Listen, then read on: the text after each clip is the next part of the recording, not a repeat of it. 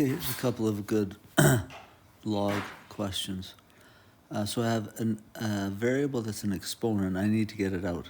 Not easy, but a way you can do that with this question is the property of logarithmic equality. So I'm just going to log both sides. So I'll log base 10 of 7 to the x plus 5, and on the other side log base 10 of 4 to the x. Then I can use the power rule to bring that exponent out to the front. So it'll be x plus 5 times the log of 7 is equal to x times the log of 4.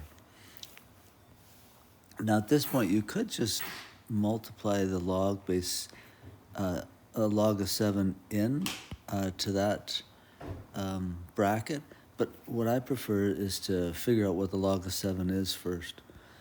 So let me do that quick. So log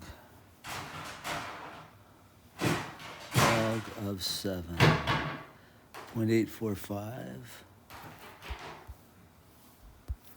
So it's 0.845 times x plus 5 is equal to log of 4.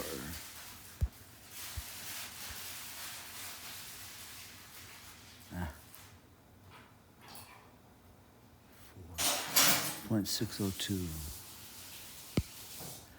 x times 0.602. Okay, so then I distribute this, so it'll be 0.845x plus whatever 0.845 times 5 is, I don't know, 4 point something or other, is equal to 0.602x. Then get your x's together, take this number to the other side, and divide. Okay, here's another question. You're asked to solve this equation. All of these numbers are base 2. So I could rewrite 8 as 2 to the third, and then 2 to the 5x will stay, and 4 will change to 2 squared, and there's an x squared there. Now, I'll combine these two, so that'll be 2. If I'm multiplying common bases, I add their exponents. So it'll be 2x squared plus 5x is equal to 2 cubed. And then this is similar to the property of logarithmic equality. If the bases are the same, it means I can equate their exponents. So 3 is equal to 2x squared plus 5x. It's a quadratic, so I'll make things equal to 0 by subtracting 3 on each side, and then I'll factor this. So I think I'll get 2x and x plus 3 minus 1. I think that's right, equals 0.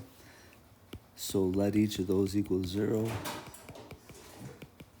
So here you get x is equal to a half and negative 3.